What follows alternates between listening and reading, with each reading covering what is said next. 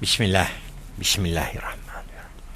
Bismillahirrahmanirrahim. La yadhurru ma ismihi syai'un fi ardh wala fis samaa'i wa huwa.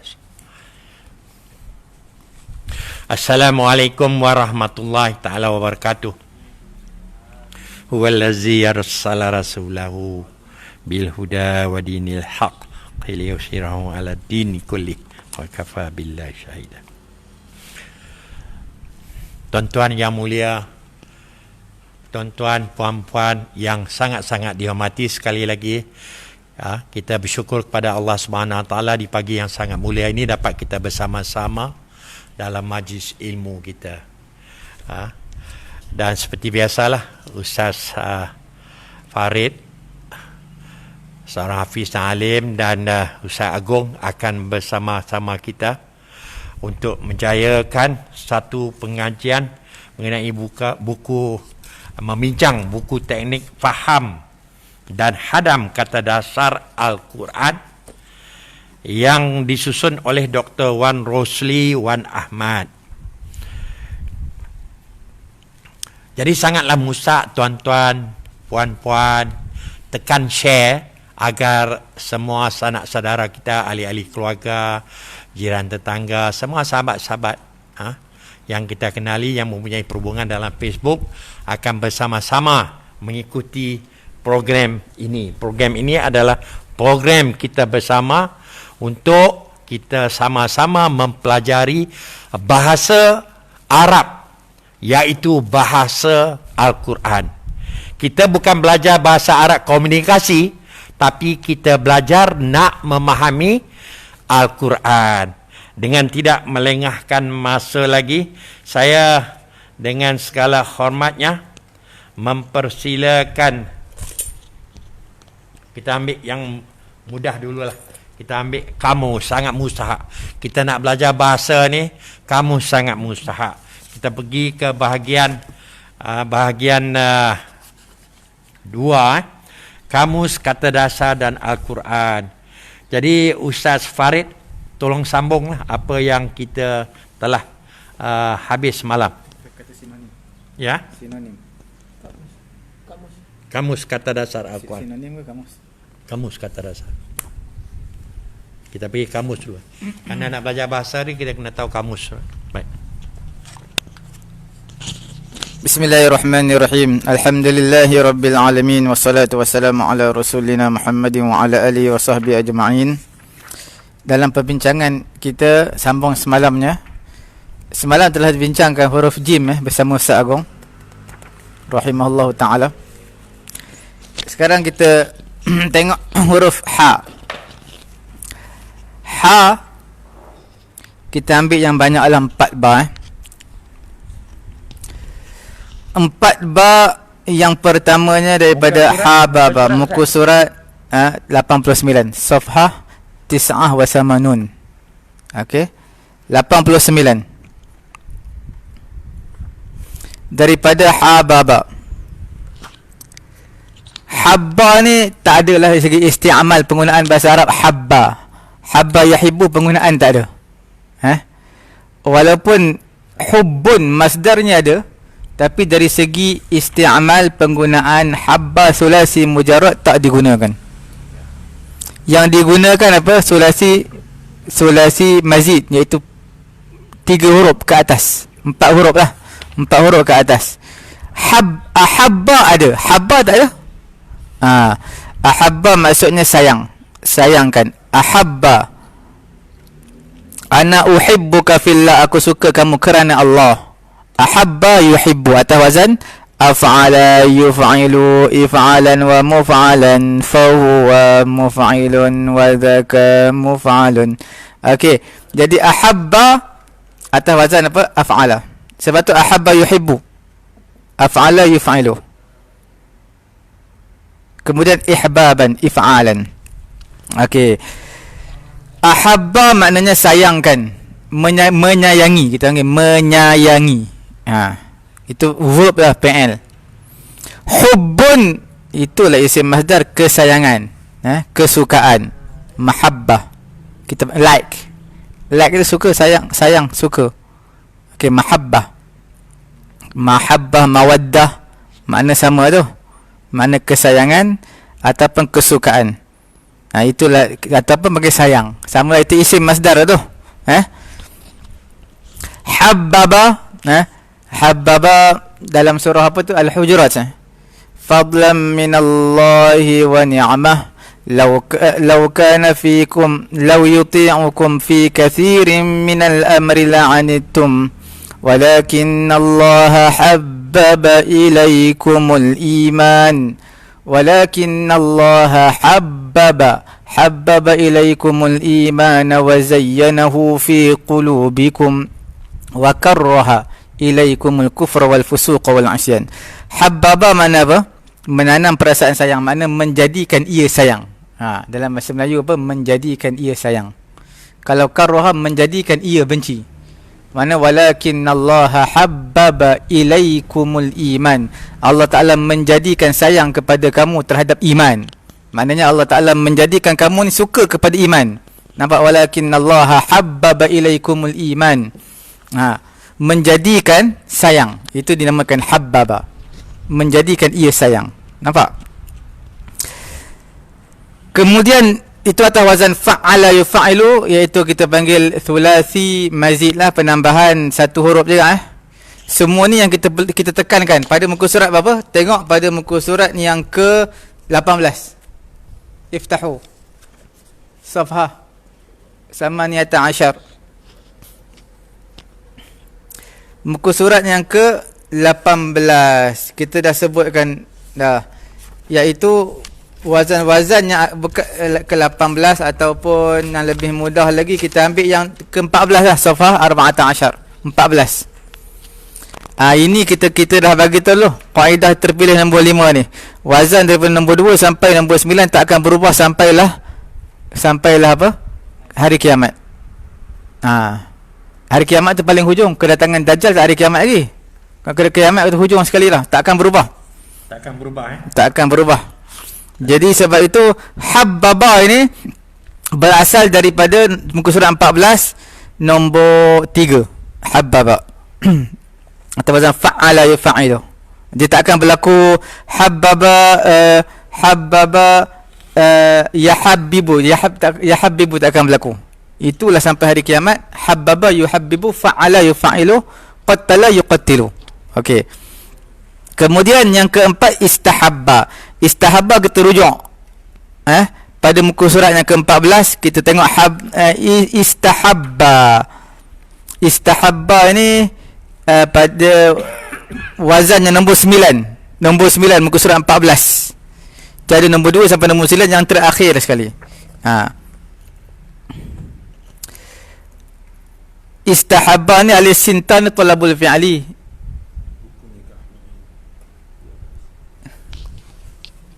Okey.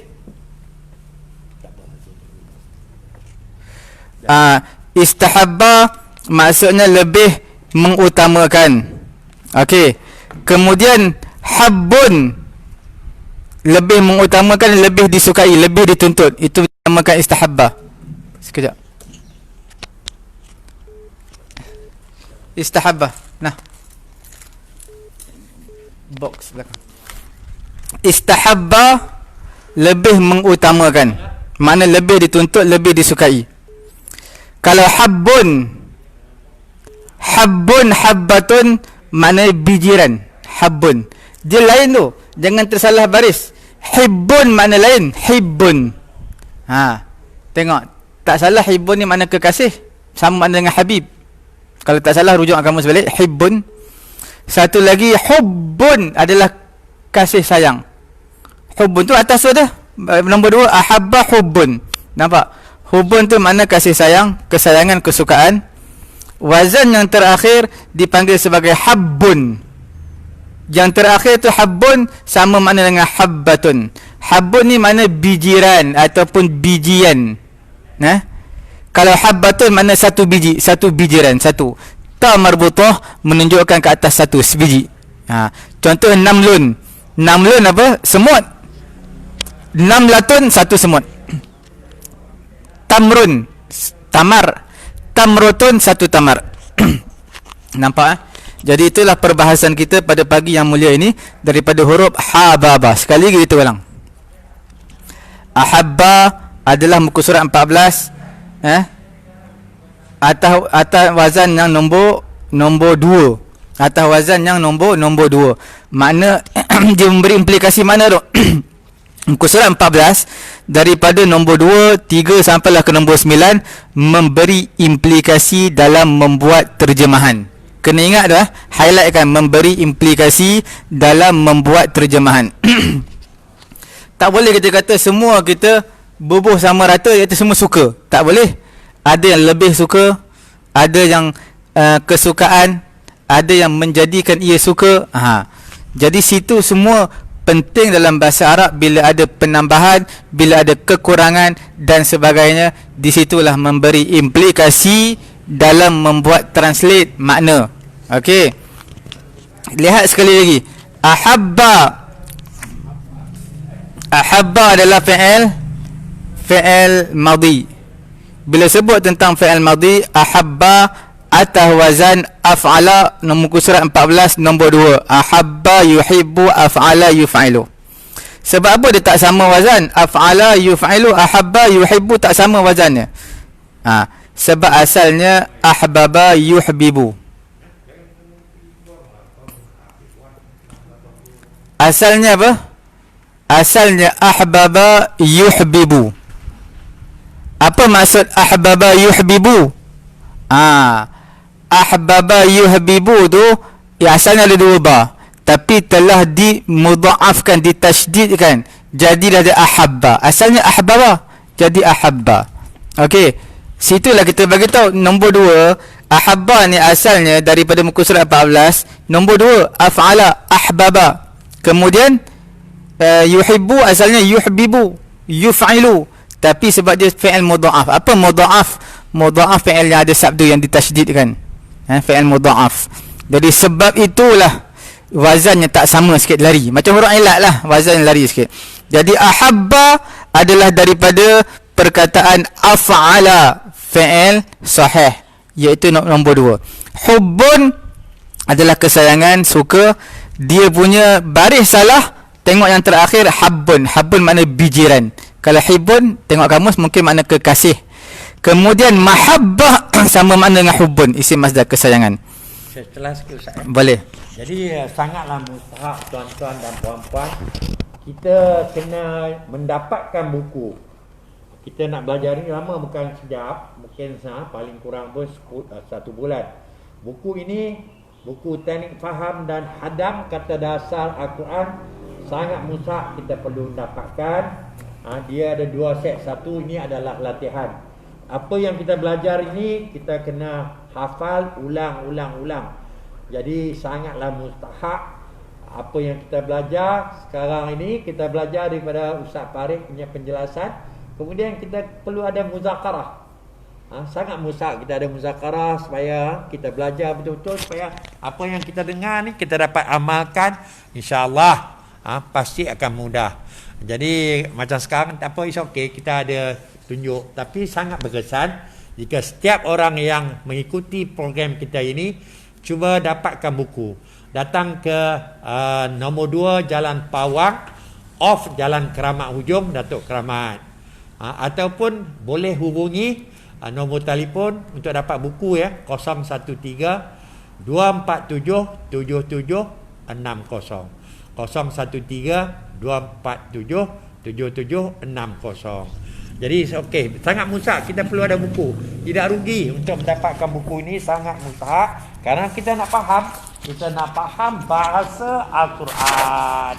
Allah Subhanahu Wa Taala turunkan Al-Quran untuk panduan penghidupan kita. Sangat mustahak. Kenalah kita usahakan supaya kita dapatkan buku yang berkaitan. Sila Ustaz sambung. Kemudian habbun yang kita bagi tadi, bijiran. Hubbun kasih sayang. Kalau habbun habbatun makna tam marbutah menunjukkan sebiji, macam tamratun namlatun, 1 ekor semut, 1 biji tamar. Istahabba makna lebih lebih diutamakan, lebih diutamakan. Kemudian habbaba Istahabba ni macam kita kata mustahab. Perbuatan ini adalah mustahab. Solat sunat 2 rakaat, contohnya awabin, adalah mustahab. Mustahab tu mana apa? Mustahab mana dituntut. Boleh. Walaupun perbahasan usul fiqh banyaklah. Istahabba yastahibbu ni ada yang kata sunat, ada yang kata digalakkan, bawah daripada sunat.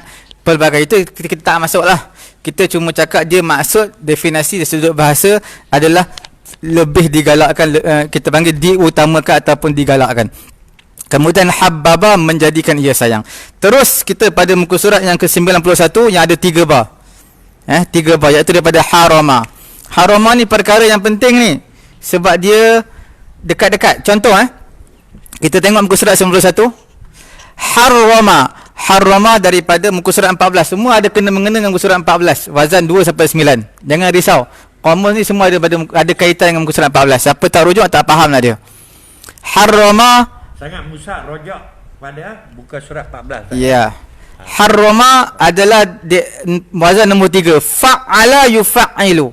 Okey, jadi harama yuharrimu. Harama yuharrimu, fa'ala yuf'ilu nombor 3. Tunjukkan nombor 3 Okey. Makna mengharamkan. Kalau haramun maknanya apa? Haram. Larangan, haram. Nampak? Kalau harama telah mengharamkan, yuharrimu sedang mengharamkan, tahriman, pengharaman. Nampak? Tahrim makna apa? Pengharaman. Kalau haram, haram, sama. Ini kita boleh lihat dalam perkataan bahasa Arab sama bahasa Melayu. Nantilah kita akan masuk jamak kepada haram adalah hurum. Fiha arba'atun hurum. Dalam 12 bulan yang Allah bagi kita daripada bermula pada bulan Muharram, berakhir bulan Zulhijjah, fiha arba'atun hurum. Padanya ada 4 bulan yang haram. Hurum tu jamak kepada haramun. Nampak?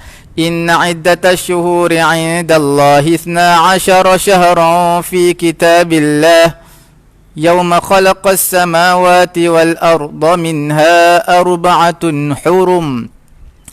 Dalam ketetapan Allah 12 bulan dalam setahun Dalam 12 bulan tersebut ada 4 bulan hurum. Hurum jamak plural kepada haramun.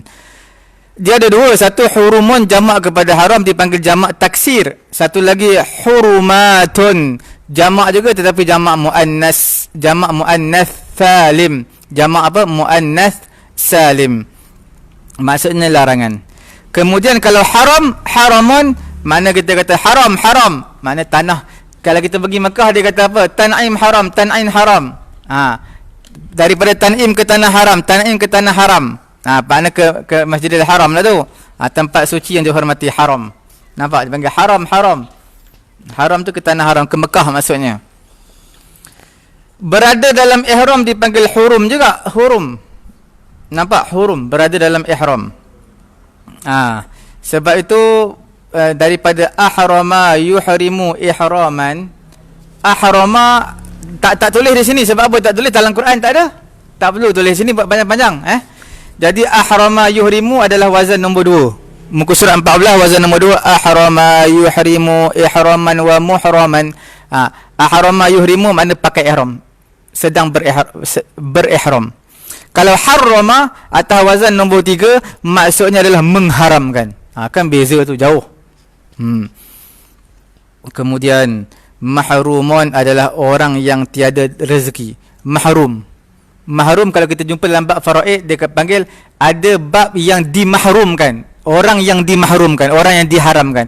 Apa maksud diharamkan? Dihalang. Apa maksud dihalang? Orang yang tak ada rezeki. Terjemah kat buku ni pun tak ada rezeki. Apa maksudnya? Dia tak ada rezeki, tak dapat pun harta pusaka. Kita panggil orang yang mahrum, tak dapat harta pusaka, tak ada rezeki dia. Contohnya abang kita mati, kita adik dia tak dapat harta pusaka. Apa yang telah memahrumkan kita? Iaitu anak dia. Anak dia telah memahrumkan kita. Bila dia ada anak, adik-beradik tak dapat. Contoh, bila dia ada ayah, adik-beradik tak dapat. Itu dipanggil mahrum. Okey? Mahrum. Orang yang dihalang untuk mendapat rezeki. Kemudian untuk yang terakhir ni kita tengok, walaupun dia banyak ni, kita sentuh satu lagi dia banyak, huruf ha ni banyak, ada 2 lai 3 lai Jadi kita tengok satu lagi daripada huruf ha zainun. Ha zainun ni hazina yahzanu. Hazina yahzanu maksudnya rasa sedih. Hazana yahzunu menyedihkan. Okey? Jadi bila hazina yahzanu sedih. Contoh hazina Muhammadun, telah sedihlah Muhammad. Okey? Telah sedihlah Muhammad. Jadi fi'il lazim. Bila hazana yahzunu, dia boleh jadi fi'il mutaaddi, ada maf'ulun bih sebab dia maksud dia menyedihkan. Telah menyedihkan Muhammad oleh peristiwa semalam. Nampak tak perbezaan dia? Hazina yahzanu adalah fi'il, tetapi fi'il lazim. Apa lazim? Tak ada maf'ulun bih. Hazina Muhammadun, telah sedihlah Muhammad. Kalau hazana yahzunu, menyedihkan. Siapa yang menyedihkan dia? Jadi ada yang maf'ulun bihnya. Okey. Kemudian yang terakhir hazanon ataupun huznun. Maksudnya kesedihan. Ni dua-dua boleh. Sebab tu selalu orang tanya, doa yang Nabi anjurkan selepas setiap sembahyang fardu. Nabi anjurkan doa, Allahumma inni a'udzubika minal hammi wal hazan wa a'udzubika minal ajali wal kasal wa a'udzubika minal jubni wal bukhl wa a'udzubika min ghalabatid daini wa qahrir rijal. Sekali lagi Allahumma inni a'udzu bika minal hammi wal hazan wa a'udzu bika minal ajali wal kasal wa a'udzu bika minal jubni wal bukhl wa a'udzu bika min ghalabatid daini wa qahrir rijal. Ini Nabi minta Allah berlindung daripada hutang, daripada sifat pengecut, sifat bakhil, sifat sedih, hiba, murung. Jadi semua ini kesedihan ini, doa ini Nabi anjurkan. Sebab apa? Satu kisah Abu Umamah duduk dalam masjid. Nabi kata, kamu ada masalah apa ni? Waktu orang bekerja kamu duduk masjid ni, muruk, sedih, nampak? Banyak hutang ni, tak dapat nak bayar. Nabi kata, amalkan doa ni. Dia amalkan doa ni, maka telah selesai, Allah Ta'ala selesaikan semua hutang dia. Okey, doa ni Nabi anjurkan setiap kali lepas sembahyang. Jadi orang tanya, Allahumma inni a'udzubika minal hammi wal hazan ke wal huzni? Dua-dua boleh. Allahumma inni a'udzubika minal hammi wal hazan boleh, atau minal hammi wal huzni juga boleh. Dua-dua betul. Dua-dua makna sama, kesedihan. Cuma berubah dari segi baris sahaja, tapi tidak memberi apa-apa impak ataupun implikasi dari segi maknanya. Serah pada moderator, insya-Allah. Habis dah? Banyak lagi tu. Banyak lagi. Ni kena semua. Habis. Panjang. Nak habiskan semua. Okey, kan ni cukup okey ya. Jadi sebenarnya tuan-tuan, puan-puan semua, perkataan kata dasar untuk ha ni ada 12. Jadi Ustaz Farid baru ambil berapa? Baru sampai 3 ya. Dia ambil kata dasar yang 3 huruf tu adalah kata dasar. Kalau sambung dia jadi kata asal.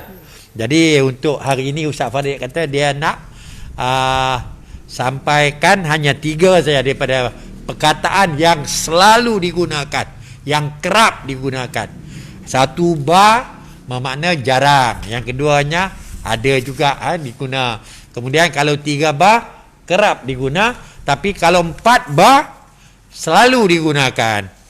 Jadi untuk hari ini Ustaz Farid dia hanya pilih 3 perkataan sajalah. 3 perkataan kata dasar. Kita dengan tidak melengahkan masa, jika ada masa sekejap lagi ada masa, kita ambil balik perkataan-perkataan lama-lama dulu daripada hamzah, bab, laju-laju. Kita laju-laju ulang. Perkataan-perkataan ini perlulah kita hafal, kerana ini menjadi kamus untuk kita boleh faham bila kita duk baca Quran. Bila kita baca Quran nanti, bila kita hafal, kita tahu makna dia. Itulah tujuan dia. Tujuan dia bila kita nak baca Quran, kita dengar orang baca Quran pun kita boleh faham. Itu tujuan dia. Baik, kita pergi sekarang ni bagi peluang kepada Ustaz Agong masuk ke bahagian 1, iaitu bahagian 1, kaedah mudah dan terpilih bagi memahami pengembangan kata dasar. Sekarang dah masuk yang ke-6 yang ke-7. Yang ke-7. Sila. Sila Ustaz Agong.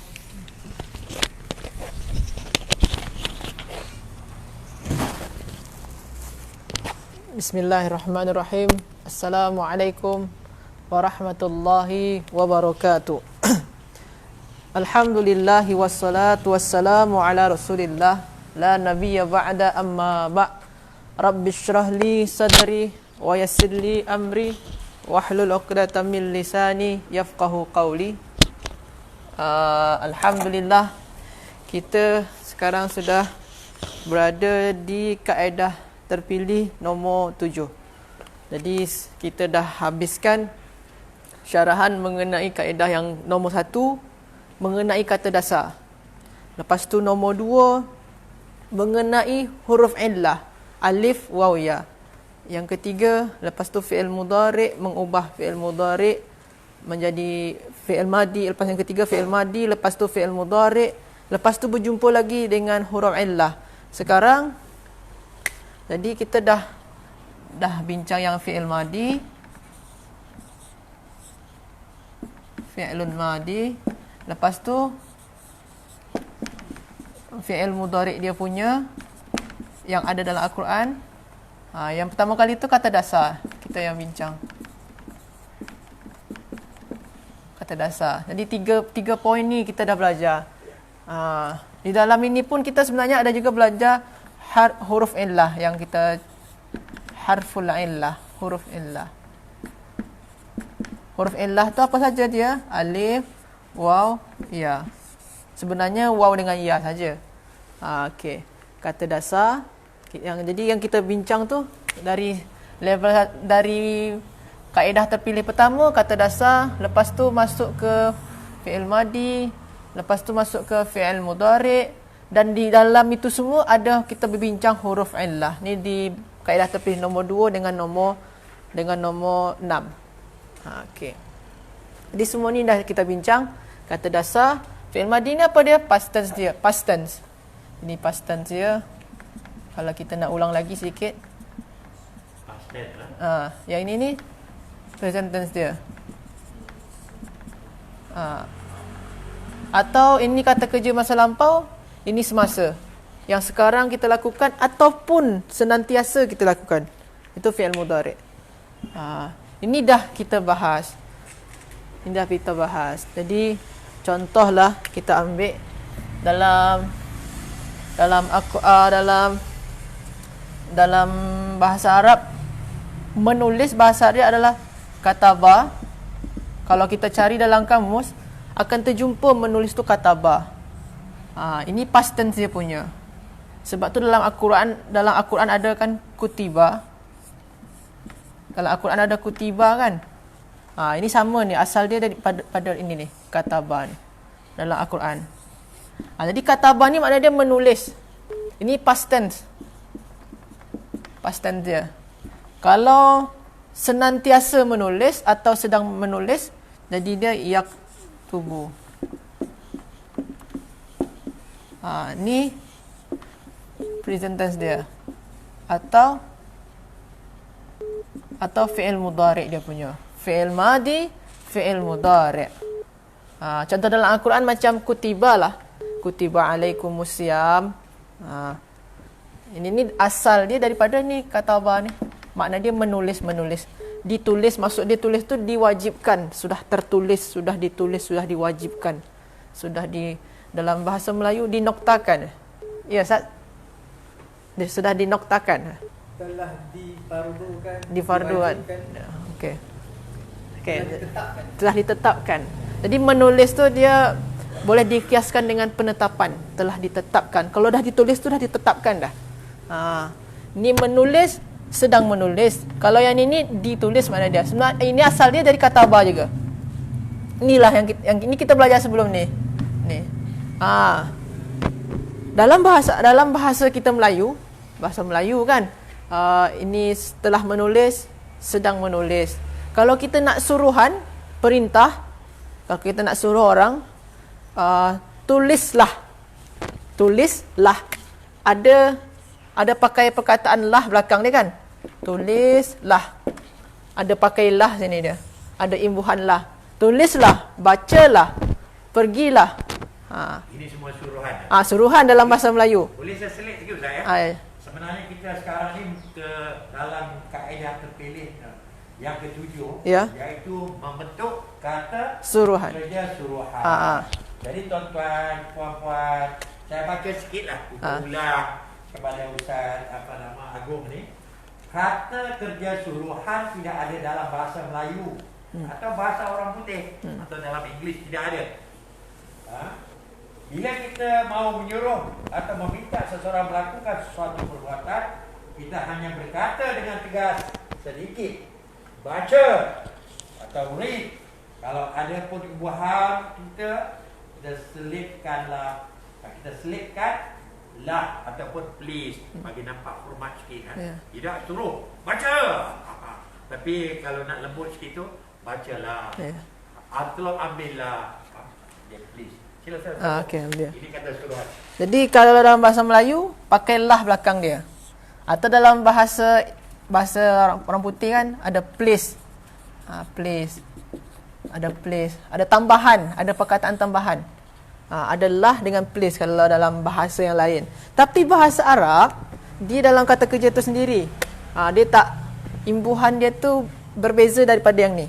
Sebab tu dalam bahasa Melayu dia tak ada kata kerja khas untuk amaran. Dia dengan khas dia tu dengan cara menambahkan ni saja. Dalam bahasa Inggeris tak ada kata khas untuk amaran. Yang ada ditambah dengan place. Tapi dalam bahasa Arab ada kata kerja khas untuk amaran. Apa nama dia? Nama dia, kalau ini fi'il madi, ini fi'il mudhari'. Kalau kata kerja khas untuk amaran atau perintah, dalam bahasa Arab dinamai fi'lul amri. Fi'lul amri.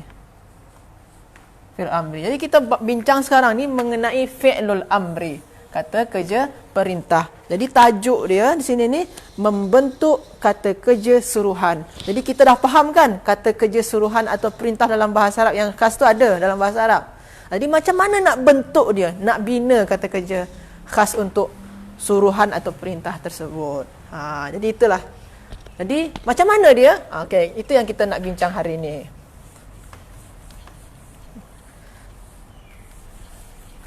Yang pertama, cara yang pertama, ingat lagi kita ada 9 wazan kan? Yang kita dah belajar di kaedah terpilih nombor 3. Ada 9 wazan. Wazan kalau tak ingat lagi tuan-tuan dan puan-puan semua, wazan adalah patterns. Ada 9 patterns. Corak. Ada 9 corak. Ada yang 9 pattern. Yang pertama tu yang 3 huruf. Fa'ala ke, fa'ila ke, fa'ula, yaf'ulu, yaf'ilu, yaf'alu. Ada 9 patterns dia. Kita boleh tengok atau saya tunjukkan sekejap. Saya nampak kan? Kalau tuan-tuan dan puan-puan terlupa, boleh kita rujuk kepada muka surat.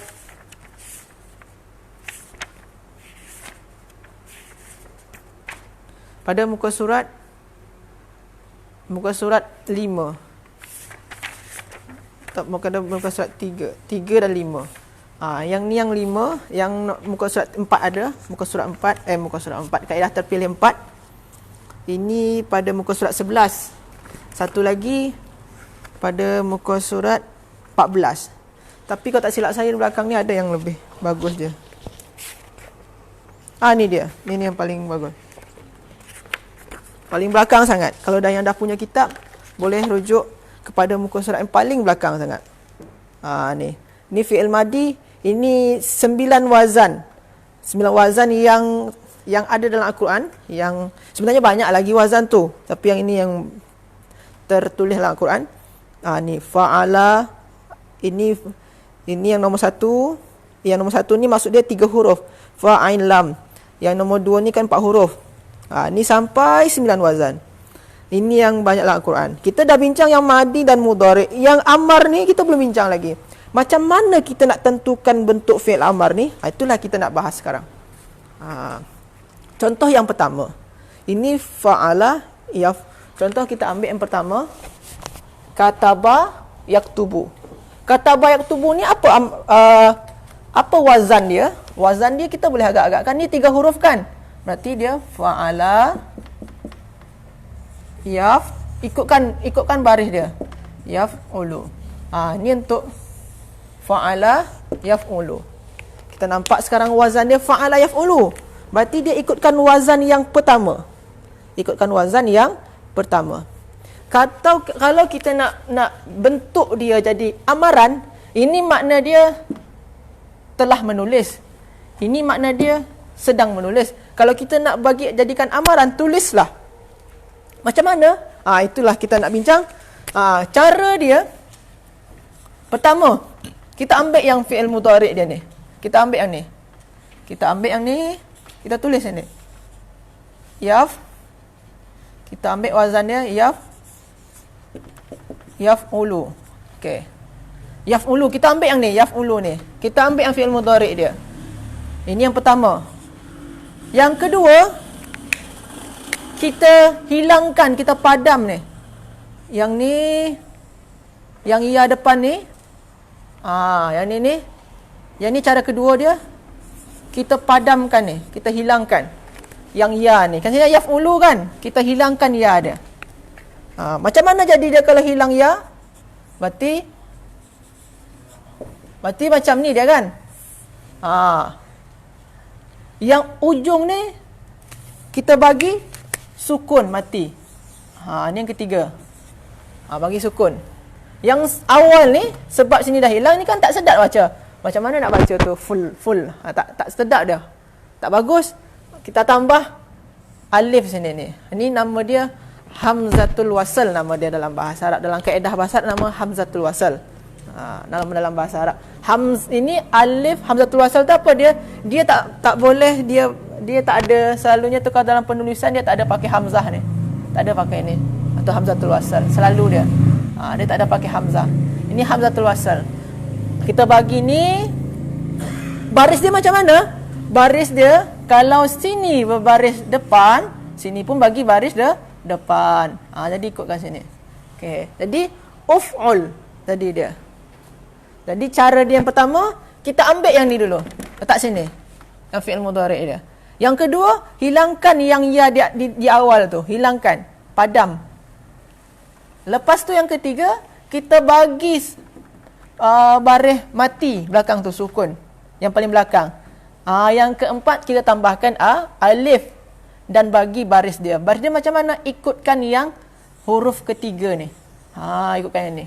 Kalau dia domah, sini pakai domah.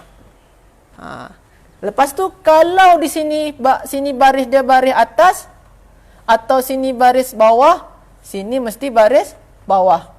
Yang alif dia. Kita tengok macam mana tu maksud dia. Kita tengok sekarang. Kalau kita terjumpa lah, macam kita dalam Al-Quran tu ada tu qara'a, membaca, yaqra'u. Kita nak ubah yang ni jadi amaran. Macam mana dia? Kita pertama, kita tulis ni dulu. Yaqra'u. Kita tulis dulu. Dah kita tulis. Lepas tu kita padam yang ni. Jadi tinggal apa dia? Tinggal ni yang ya dah padam. Kita padam yang ya dia. Kita padam. Lepas tu kita bagi yang ni akhir ni sukun. Lepas tu kita bubuh alif. Kalau di sini fathah, sebab di sini fathah, sini baris depan kan? Sini baris atas atau fathah. Yang alif ni bagi baris bawah. Jangan bagi baris alif pula. Bagi baris bawah. Jadi iqra, sebab tu dalam Al-Quran iqra apa Salim?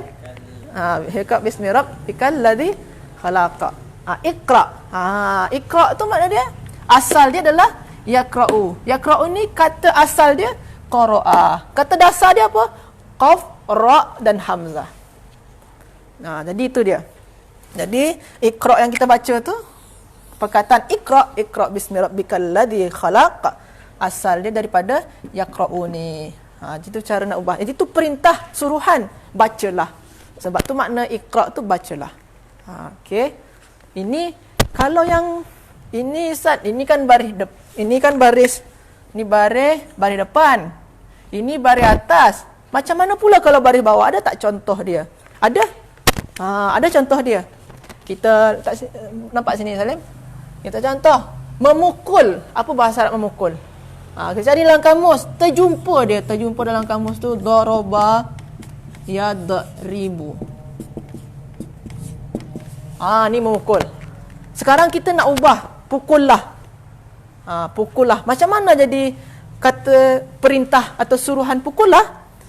Macam yang saya cakap tadi, kita padam yang ni dulu, yang ya depan ni. Padam yang ni.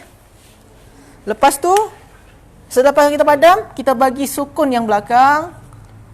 Lepas tu macam mana? Kita bagi alif. Alif ni yang susah. Nak bagi baris bawah ke atas ke depan.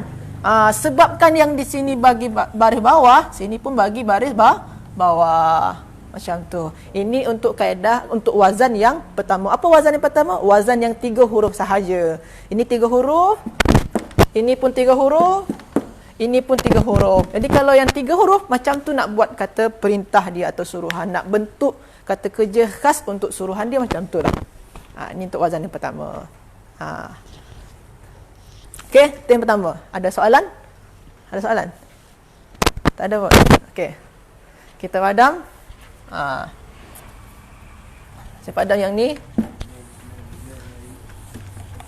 Ini cara nak buat yang pertama. Jadi cara dia, sila ikut step yang ni. 1, 2, 3. Ada step dia.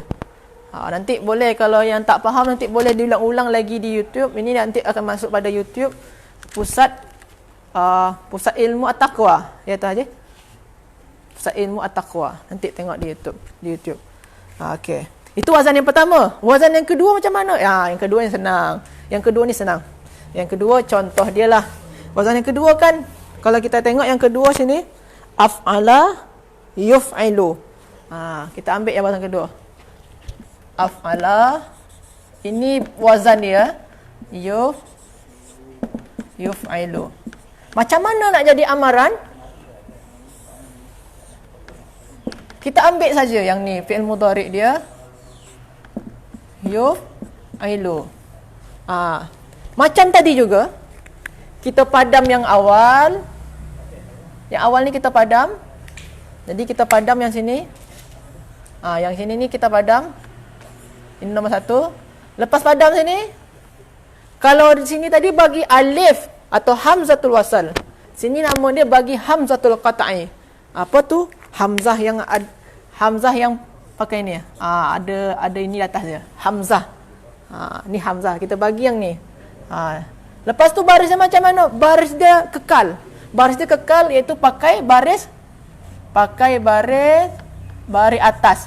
Kekal dia pakai baris atas. Dia kekal pakai baris atas. Jadi macam mana? Af'ala yuf'ilu af'il. Af'il. Ada dalam Al-Quran saya? Ada khil. Ada Ustaz, dalam Al-Quran ada khil ni mudaqalah sidqin ya. Al-Quran Ustaz. Ya kan? Akhrij ni mukhrajah. Dalam Al-Quran tak?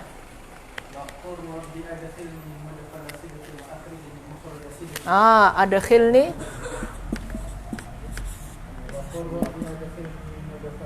Ada.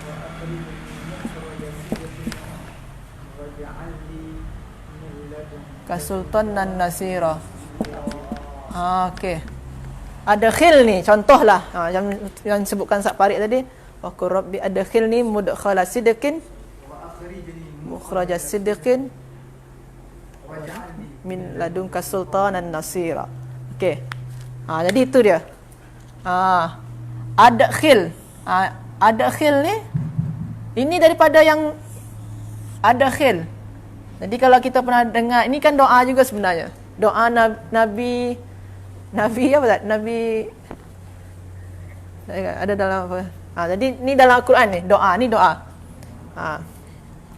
Jadi adkhil. Adkhil ni bentuk dia sama dengan ni.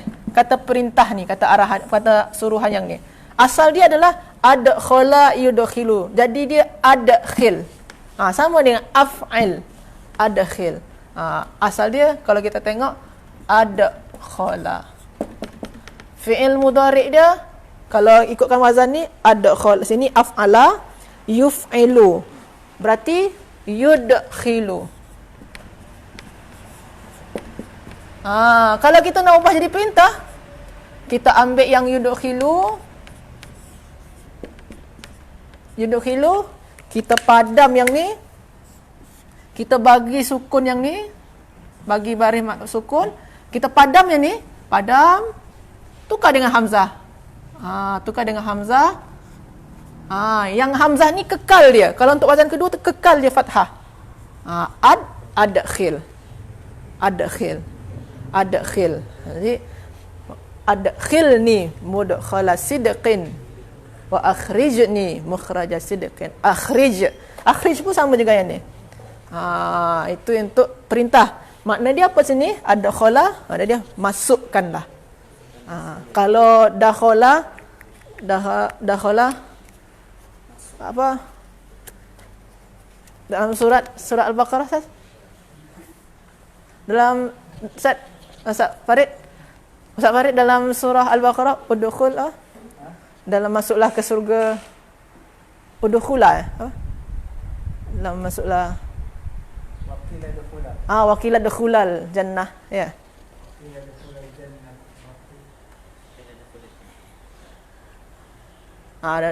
Tapi kalau itu masuk, kalau dakhala dukhulu tu masuk, udkhul tu masuk. Tapi kalau adkhil, masukkanlah. Itu yang wazan yang kedua. Wazan yang ketiga. Wazan yang ketiga sampai 9, itu senang. 3 sampai 9 senang. Itu boleh kita tengok pada muka surat 21, kaedah yang 7 tadi itu. Di sana tu ada. Kita tinggal ikut saja fi'il mudhari' dia. Ni dah ada bagi. Jadi kalau yang nombor 3 sampai wazan ketiga sampai 9 ni, tiru ni saja, senang lagi. Kalau yufa'ilu, fa'il. Yufa'ilu, fa'il. Yafta'ilu, ifta'il. Ikutkan saja yang ni lagi. Ni senang. Yang agak susah tu yang 3 tadi saja yang sebenarnya susah. Tapi kalau yang dah 3 sampai 9 ni senang. Yang nombor 2 pun tadi tu senang juga. Yang apa lagi yang ketiga sampai 9. Ikutkan saja yang ni. Fa'il, ifta'il. Kalaulah saya contoh buat contoh ijtanib. Tuan-tuan dan puan-puan boleh agak-agakkan ni. Mana wazan dia? Ijtanib. Ijtanib. Kita cari di antara yang banyak ni. Yang mana satu? Fa'il, ifta'il. Ifta'il, ijtanib. Sama dia kan? Berapa huruf ni? 1, 2, 3, 4, 5. Sana 1, 2, 3, 4, 5. Sama dia. Itu cara nak senang dia. Jadi itulah sekilas mengenai membentuk kata suruhan atau perintah atau amar. Dalam bahasa Arab fi'lul amri.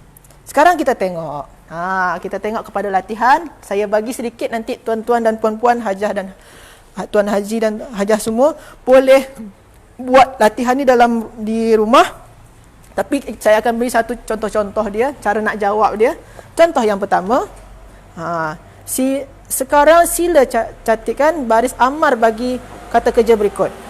Jadi kita tengok sekarang. Mana dia? Okey, nampak? Yas'alu. Ini fi'il mudhari' dia. Macam mana baris dia? Yas'alu. Ini yas'alu ni. Boleh, ini cara nak tentukan baris yas'alu ni boleh tengok dalam kamus. Ataupun tak tengok yang sebelum ni, latihan sebelum ni. Yas'alu. Kalau yas'alu, berarti sini yas'alu. Kita ambil lagi di sama dengan kaedah yang nombor 3, yang pertama. Yas'alu. Kita ambil yas'alu.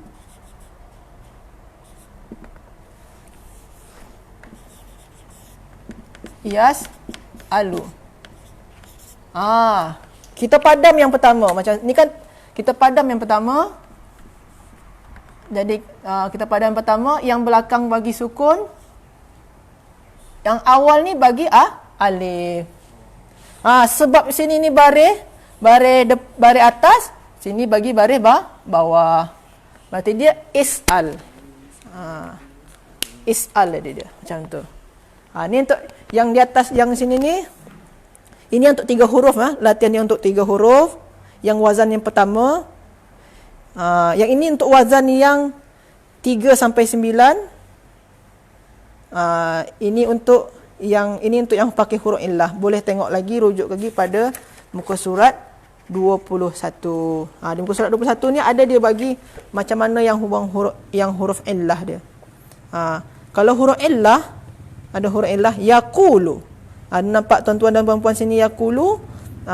Cara dia langkah pertama sama macam tadi, buang ya dia. Jadi dia kul.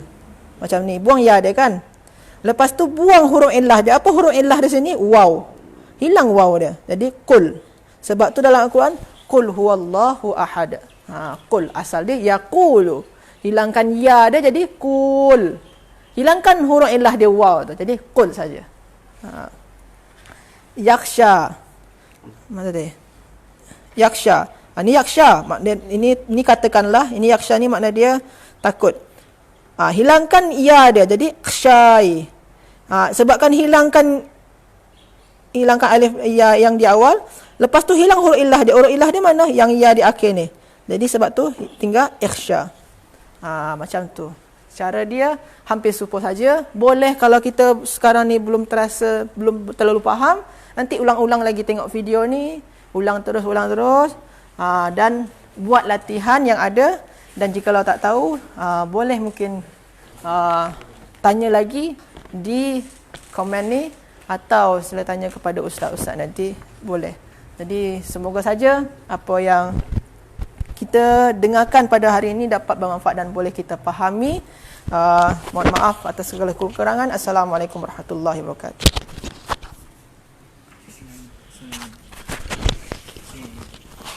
Terima kasih Ustaz Agong. Jadi kita tadi telah diberi ataupun telah Ustaz Agong membawa kita berbincang kaedah terpilih 7, iaitu membentuk kata kerja suruhan. Jadi kepada tuan-tuan, puan-puan, kita kena banyak bersabar. Kita banyak bersabar untuk mendapat kejayaan dalam menuntut ilmu. Samalah juga nak dapat kejayaan dalam penghidupan, kena ada pengorbanan. Kita renung balik bagaimana Rasulullah sallallahu alaihi wasallam mula menjalankan kerja-kerja agama. Semuanya asalnya belum Islam.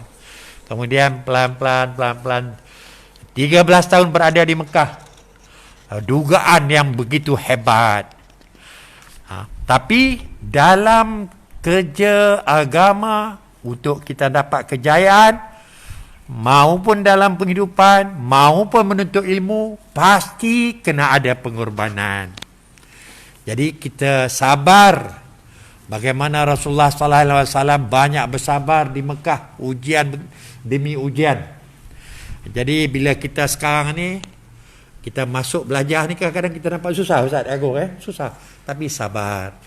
Kerana dia step by step, lama-lama insya-Allah akan ni. Untuk kita nak belajar ni, sikit dapat kita kongsi. Usaha belajar yang terbaik ialah, yang sangat berkesan ialah kita kena ada teman. Nak belajar bahasa ni mesti ada teman. Pagi ni kita nak belajar dengan Ustaz Agong, Ustaz Farid. Kemudian baik juga kalau kita ada grup. Sekarang ni masya-Allah, Allah SWT dia bagi kemudahan. Akhir zaman ni macam-macam dia bagi, macam-macam.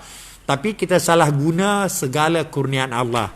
IT, telekomunikasi sekarang ada Zoom lah, ada Google Meeting, kemudian WhatsApp apa semua ada. Jadi ini kita boleh kongsi. Google Meeting, Masya Allah kita boleh panggil saudara-saudara kita duduk dalam Google Meeting tu, kita ajak berbincang. Ataupun kita buat Zoom. Kita buat Zoom, ataupun nak jemput Ustaz Agong, Ustaz Farid pun boleh masuk dalam Zoom supaya dia boleh mengajar. Yang paling mustahak, kita kena ada pengorbanan. Macam mana kita duduk belajar di sini di Pusat Tapis At-Taqwa ini, kita pagi kita hajar pelajar-pelajar, petang pun mereka juga belajar, malamnya mereka akan muzakarah, mereka akan ulang balik. Mereka akan ulang balik apa yang telah dipelajari waktu siang. Dengan tidak melengahkan masa lagi, saya dengan segala hormatnya mempersilakan Ustaz Farid untuk pergi ke bahagian ketiga. Bahagian ketiga iaitu pengukuhan, senarai perkataan berlawanan, makna dalam satu ayat, senarai perkataan seerti, kata pinjaman Al-Quran dalam bahasa Melayu, perkataan Melayu yang hampir dengan perkataan dalam Al-Quran.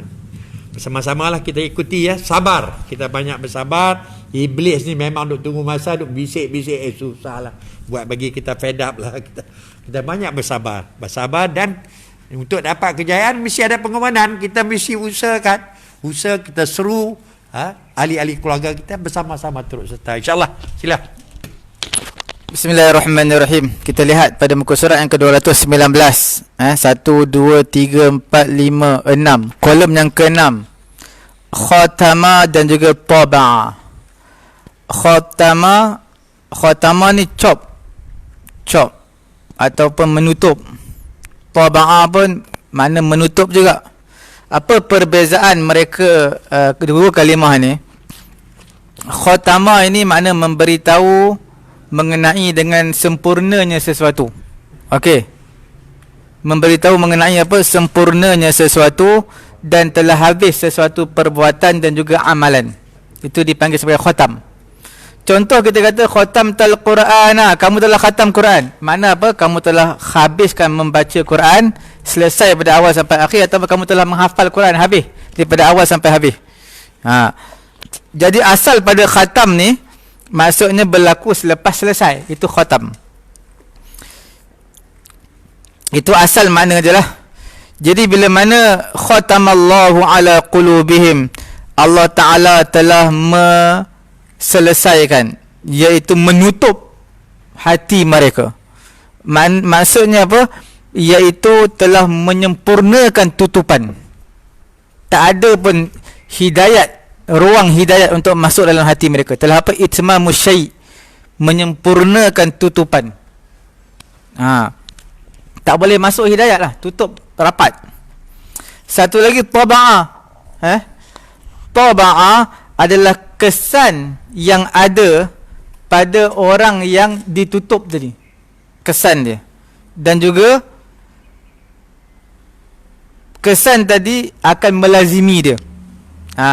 Dia maknanya memberi faedah makna sabat ataupun subut ataupun luzum, iaitu dia pasti dan tidak akan hilang daripada dia, pasti. Contoh, Quran kata wa qaulihim qulubuna ghulf dalam surah An-Nisa ayat 155. Surah An-Nisa juzuk ke-6 ayat 155, wa qaulihim qulubuna ghulf bal taba'allahu 'alaiha bikufrihim. Allah Ta'ala telah tutup ke atas hati mereka dengan sebab kekufuran mereka. Sebab apa Allah Ta'ala tutup hati mereka? Adalah kesan yang sabit pada orang yang telah ditutup. Apa kesan dia? Kesan dia telah ditutup. Sebab apa? Sebab mereka telah kufur kepada Allah Ta'ala dan tutupan tersebut adalah sabit dan tidak akan hilang, ditutup selamanya. Itu maksudnya perbezaan antara khatam dan juga tabak. Khatam dan juga tabak pada khatama dan juga tabak, itu perbezaan dia. Kemudian kita boleh buat penambahan sikit pada muka surat 220 kita tulis di bawah tu. 220. Ya, kita buat tulisan penambahan di bawah tersebut. Apa dia?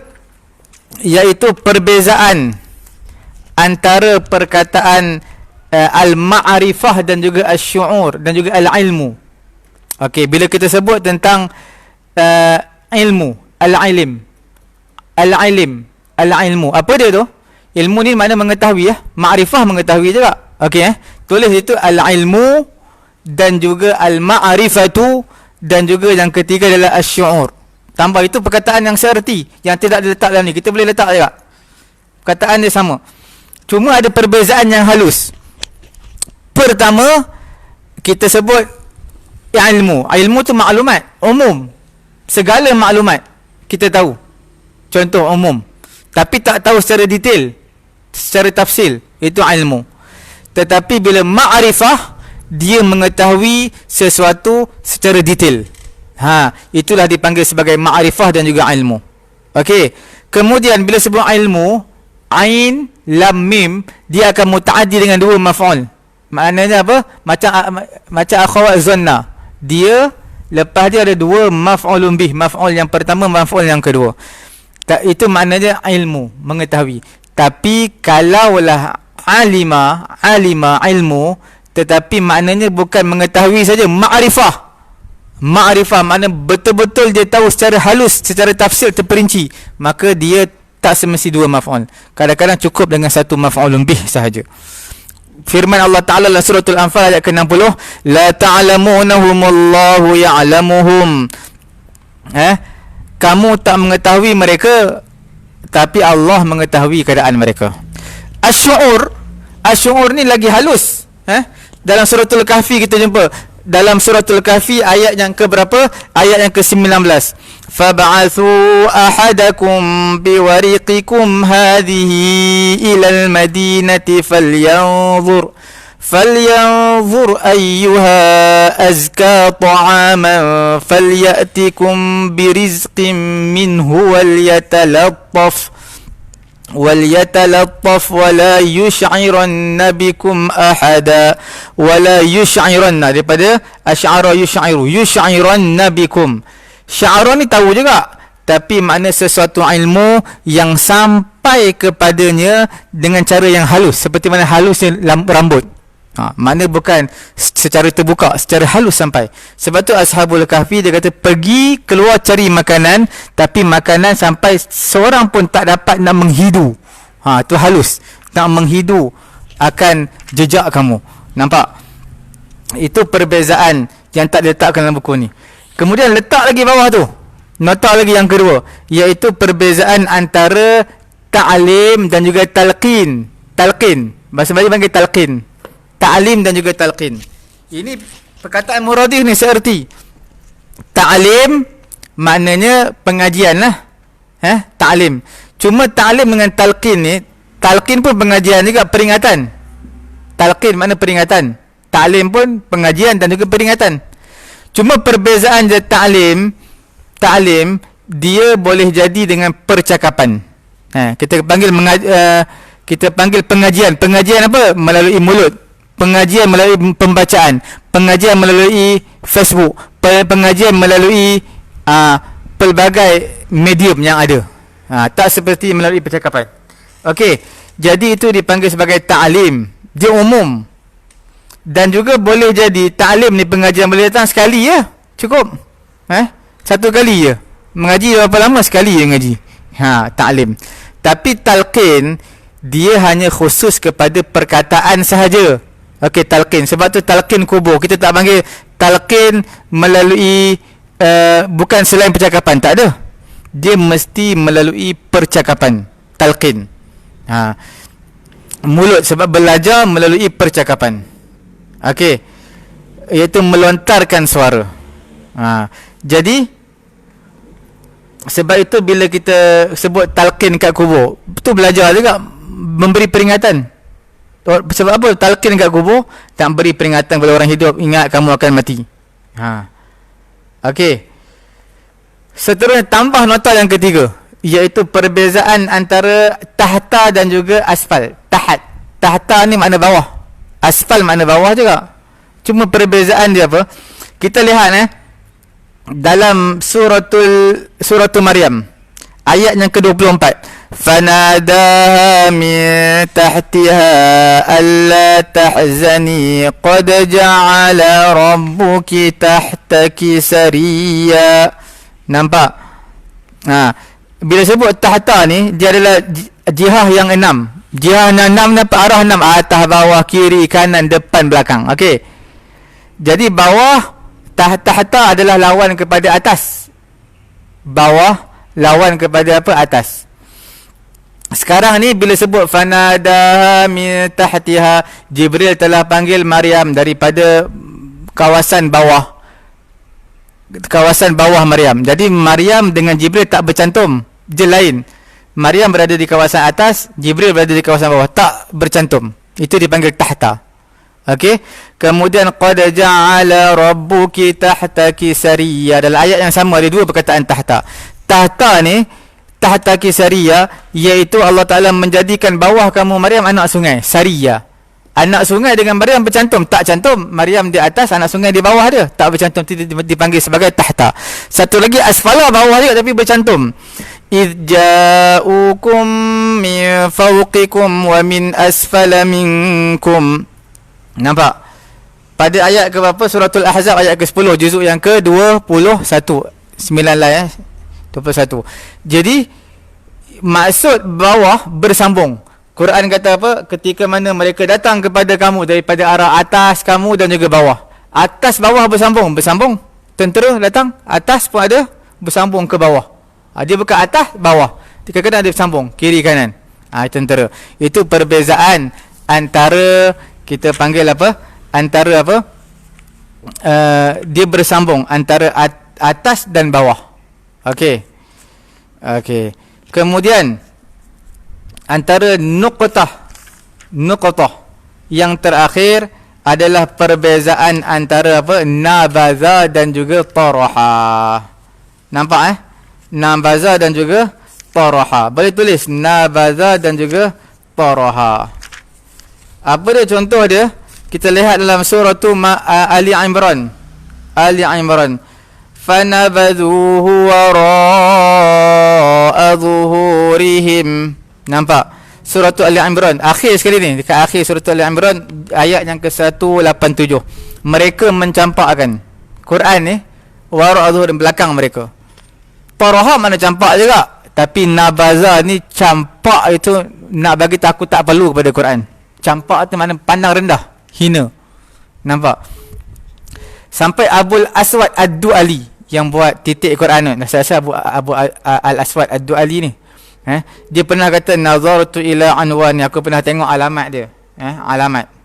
Fanabaztuhu kanabzika na'lan akhlaqat min ni'alik. Iaitu aku pernah tengok alamat, aku campak alamat tadi seperti mana kamu mencampakkan slipper kamu yang telah lusuh di antara banyak-banyak slipper kamu. Slipper kamu telah lusuh, kamu campak ke belakang. Mana apa slipper yang dah putus, dah lusuh, dah teruk, dah licin, campak belakang. Maknanya dia tak nak ambil balik, dia buang terus. Dia pandang hina slipper tu, memang tak ada apa dah, tak boleh pakai lah. Macam tu juga Quran, campak ke belakang maknanya dia pandang hina, pandang rendah. Tapi taraha dia makna lain.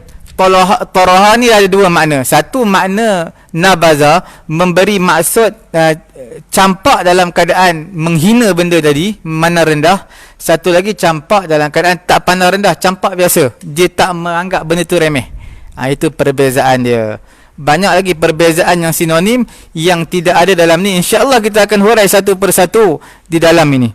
Seperti mana semalam kita dah sebut mengenai dengan ra'a dan juga nazara dan juga absara, basara dan juga apa lagi kita sebut semalam? Kita panggil apa? Badihi. Badiha. Okey. Kalau tak menjadi satu keberatan, satu lagi saya nak tekankan. Satu lagi perbezaan yang juga agak penting. Apa dia? Iaitu kita nak sebut pada pagi yang mulia ini mengenai dengan satu perkataan, iaitu perbezaan antara apa tu? Antara an-nur dan juga ad-diya. Nampak? An-nur dan juga ad-diya, ad-daw. Nur ni mana al-jumlatul lati yatasha'ab minha, benda yang mana boleh bercabang. Contoh disebut nurun ala nur, cahaya di atas cahaya. Mana dia bercabang? Cahaya, satu cahaya bercabang, atas dia lagi cahaya. Nampak? Tapi bila sebut ad-diya, dia memberi cahaya. Dia adalah memberi cahaya. Sebab tu bila orang tengok siang, dia kata apa? Diyaun nahar. Daw'un nahar, diya'un nahar. Dia tak panggil nurun nahar. Dia tak panggil cahaya pagi. Dia akan panggil dia, cahaya juga tapi makna lain. Nurun nahar makna cahaya pagi, diya'un nahar cahaya pagi juga. Tapi orang Arab akan guna diya'un nahar. Sebab apa? Dia' ni perkataan asal. Cahaya matahari tu yang asal. Yang bintang-bintang semua cahaya pinjam. Pinjam daripada matahari. Nampak? Sebab itu kita panggil diya'un nahar. Kita panggil diya'un nahar ataupun kita panggil dia apa? Kita panggil dia adalah nahar Allah Subhanahu wa taala. Kerja dah habis. Habis. Macam mana? Kerja habis. Tukar. Ada? Saja. Boleh? Baru habis ke lama? Ini on lagi. Boleh. Tak tahu dia. Ada saja. Tu ambil tarik tu. Jadi bila sebut an-nur dan juga dia, kita panggil diya'un nahar, bermaksud apa? Diya'un nahar maksud cahaya siang, iaitu matahari. Orang tak panggil cahaya matahari, dia panggil cahaya siang. Sebab itu Quran kata qul ara'aytum in ja'alallahu 'alaykumun nahara sarmadan ila yaumil qiyamati man ilahun ghairullahi ya'tikum bidiya. Diya daripada daw. Itulah perbezaan antara daw dan juga diya. Cukup setakat tu insya-Allah. Sinonim perkataan dalam Quran ni banyak, antara jahada dan juga ankara. Insya-Allah kita akan masuk esok perbezaan. Jahada pun ingkar, ankara yunkiru ingkaran pun ingkar. Kita akan sambung esok insya-Allah. Kita serahkan kepada moderator kita.